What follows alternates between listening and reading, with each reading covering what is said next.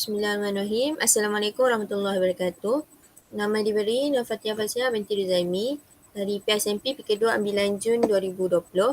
Nama pensyarah Puan Nuraini binti Muhammad. Pembentangan kali ini saya akan membentangkan tentang penghasilan produk saya. Okey. Tema produk ni ialah buah-buahan. Okey, buah-buahan ni ialah dalam bidang pertanian, buah merupakan ovari yang telah masak bersama dengan bijinya dari sebuah pokok yang berbunga. Tapi kalau disebutkan tentang buah ni dari segi masakan, dia ni dimaksudkan dengan hasil daripada pokok-pokok. Terdapat dua jenis buah iaitu buah-buahan tempatan dan buah-buahan import. Dalam buah-buahan tempatan ni, dia ialah buah-buahan yang dihasilkan sebuah negara. Contoh kat Malaysia. Kat Malaysia ni dia beriklim tropika dan ia juga kita boleh nikmati buah ni mengikut musim ataupun bukan musim. Okey, antara contoh buah-buahan yang ada kat Malaysia, buah-buahan tempatan ialah pisang, tembikai, belimbing, petik, naga, nanas, rambutan, mangga, durian, manggis, ciku dan cempedak. Bagi buah-buahan import pula, buah-buahan import ni adalah buah-buahan yang dihasilkan atau ditanamkan di luar negara dan dibawa masuk ke dalam negara kita. Contoh dia peach, apple merah, apple hijau, lemon, orange, strawberry, pear, anggur, lychee dan kiwi. Dalam banyak-banyak buah ni, saya telah memilih satu buah iaitu tembikai. Dapat dilihat dekat sebelah kanan yang ujung tu ialah gambar daripada sumber internet dan di sebelah kiri ni adalah buah yang telah saya lukis dan cat menggunakan watercolour. Okey, ini adalah lakaran dari stik tembikai dari pelbagai arah. Dapat dilihat di sini saya menggunakan watercolour juga untuk menghasilkan lukisan ini. Okey, bagi penggunaan alat dan bahan untuk menghasilkan produk saya, yang pertama saya menggunakan bekas. Lepas tu bekas sebagai acuan, balti dan air, gam, tudung terpakai, papan telur, kertas terpakai, cat akrilik, glue gun, keychain ring, lidi, kain felt, berus, pen pembaris marker, cermin, benang bulu kambing dan jarum mengait. Okey, untuk step yang pertama, kita akan ambil beberapa keping kertas kita semula ataupun kita kumpul kertas daripada buku-buku lama dan kita juga perlu ambil papan telur yang terpakai. Kertas ni kita akan carik dan koyakkan sehingga menjadi cebisan yang kecil dan kita kumpul dalam satu bekas. Dan papan telur juga dilakukan sama seperti kertas iaitu dicarikkan dan dikoyakkan menjadi cebisan yang kecil. Setelah itu kita akan isi air paip di dalam baldi dan kita akan masukkan cebisan kertas dan papan telur yang kita carikkan tadi ke dalam air dan biarkan ianya terendam selama semalaman. Setelah dibiarkan semalaman, kita ambil balik baldi tu dan kita carikkan lagi sehingga menjadi kecil. Kalau kita tidak mahu menggunakan tangan untuk mencarikkan kertas, kita boleh menggunakan blender atau pengisar makanan. Tapi saya cadangkan pengisar makanan tu bukanlah pengisar makanan yang kita guna untuk masak seharian. Seterusnya, kita akan sediakan penapis bulat dan di atas penapis bulat tu kita akan lapikkan dengan tudung. Lepas tu kita akan tuang cebisan tadi sedikit demi sedikit dalam tudung dan kita akan perahkan dan kita akan buang sisa air tu dengan memerahnya. Jadi yang perahan kertas tadi tu kita akan kumpul dalam satu bekas dalam plastik ataupun bekas yang kedap udara supaya tak terdedah kepada udara. Nanti kertas tu akan sedikit kering. Okey. Setelah kumpul kertas tadi, kita akan masukkan ke dalam acuan. Acuan ni, kita akan masukkan ke dalam bekas dulu sebelum masukkan ke dalam acuan. Dalam bekas ni kita akan campurkan dengan sebotol gam. Kita akan gaul sebati menggunakan tangan. Kertas dengan gam tu kita akan gaul sebati. Dan setelah itu, kita akan dapat satu paper mache yang boleh dimasukkan ke dalam acuan. Okey. Dapat lihat dekat nombor 17 tu, kita dah masukkan paper mache ke dalam acuan yang kita nak bentukkan. Dan 18 tu kita ratakan dengan menggunakan tangan supaya dia menjadi rata dan licin dan kemas. Jadi kita mesti akan ada lebihan paper mache. Jadi lebihan tu kita boleh buat kelopak bunga dan bentuk bulat untuk jadikan kitchen ring selepas ini.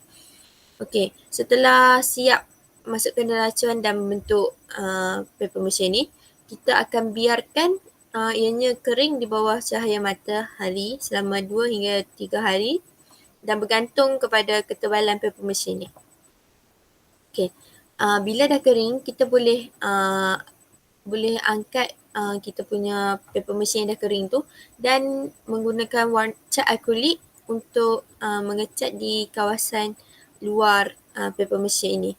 Dia punya pemilihan warna mengikut cita rasa masing-masing. Disebabkan ni adalah tema tembikai, jadi dapat dilihat di situ saya menggunakan warna merah untuk menunjukkan isi tembikai. Okey,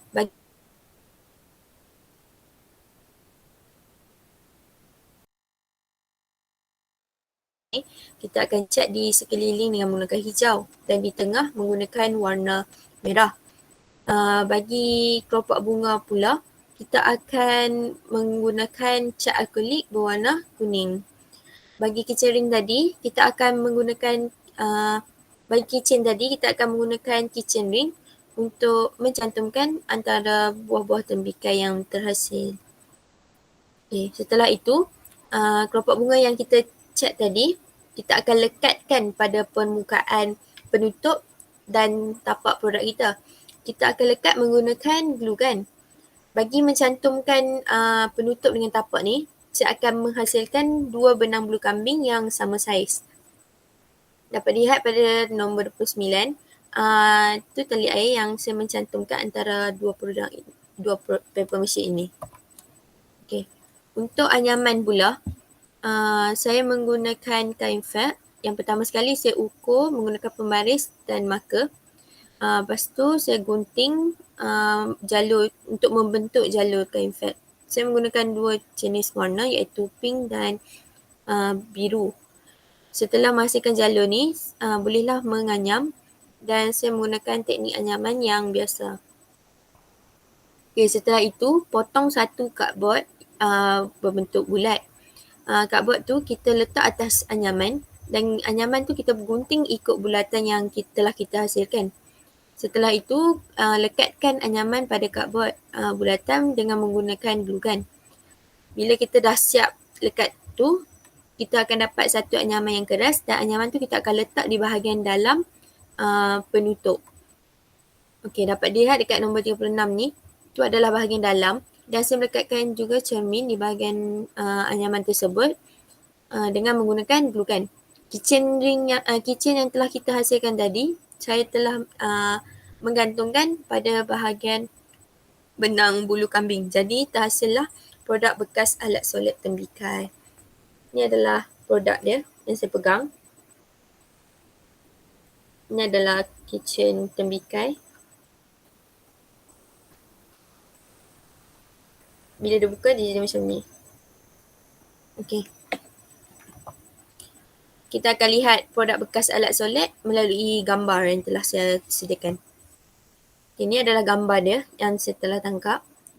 Dapat lihat kelopak bunga, dapat lihat unsur tembikai dan biji tembikai di situ. Okey, produk bekas alat solid tembikai daripada pelbagai sisi. Okey, kita dapat lihat daripada pandangan kanan produk, kita boleh lihat ada kelopak bunga. Lepas tu pandangan belakang produk kita nampak kitchen tembikai yang digantung pada benang bulu kambing. Dan pandangan kiri produk kita nampak sedikit corak batik sebenarnya daripada kelopak bunga tu adalah corak batik. Okey, pandangan hadapan produk, pandangan dia lebih kurang macam pandangan kanan produk tapi kita tak dapat lihat kitchen tembikai kalau dari pandangan hadapan. Sebab kitchen tembikai tu berada di belakang. Okey. Ini adalah pandangan dari atas produk. Saya melekatkan 2 tembikai menggunakan glue gun. Daripada sisi produk apabila dibuka, kita nampak kitchen tembikai lagi dan di hadapan produk kita akan nampak anyaman dan cermin. Okey, pandangan hadapan produk apabila saya dah isi alat solek ataupun ni saya isi lipstick dengan lip balm. Jadi kita boleh lihat pandangan hadapan produk, pandangan kanan produk dan pandangan sisi produk. Okey. Sebelum ni anyaman tu saya menggunakan majalah yang digulung, tapi apabila saya hasilkan dia agak sukar kerana dia terlalu keras untuk dianyam. Jadi saya tukarkan kepada kain fat untuk jadikan anyaman. Okey, kelebihan dia alat dan bahan yang mudah didapati. Contohnya papan telur dan kertas ni kita mudah untuk dapat di kawasan rumah kita je. Macam kita dah boleh ambil kertas daripada buku lama, papan telur yang kita beli telur. Jadi dia senang kalau siapa nak hasilkan boleh. Okey, kelebihan seterusnya ialah proses dan teknik penghasilan yang mudah.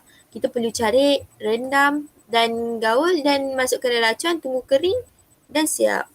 Okey, seterusnya ringan dan mudah dibawa. Paper machine ni dia berat kalau time kita lepas perah, tapi bila dia dah kering, produk dia akan jadi ringan.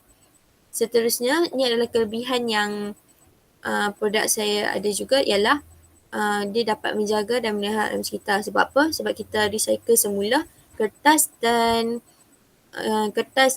papan telur yang ada. Jadi dia dapat memelihara alam sekitar, terutama sekali Malaysia, dan ianya dapat mencegah pencemaran alam.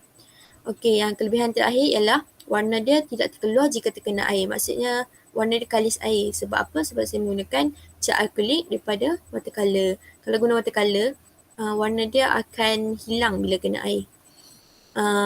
Seterusnya, kelemahan produk ni ialah yang pertama, tidak kalis hujan. Walaupun dia kalis air, tapi dia tak kalis hujan. Sebab dia terhasil daripada kertas. Kertas ni adalah sifat dia meresap. Jadi, bila kena hujan tu, kertas akan meresap air. Jadi, dia akan menjadi lembap dan tak kalis hujan. Jadi, apakah cadangan untuk saya mengatasi kelemahan ni adalah menggunakan cat spray kalis air. Cat spray ni kita boleh dapatkan di kedai berhampiran dan kita hanya perlu spray di sekeliling produk ini. Kelemahan seterusnya yang memerlukan masa lama untuk pengeringan.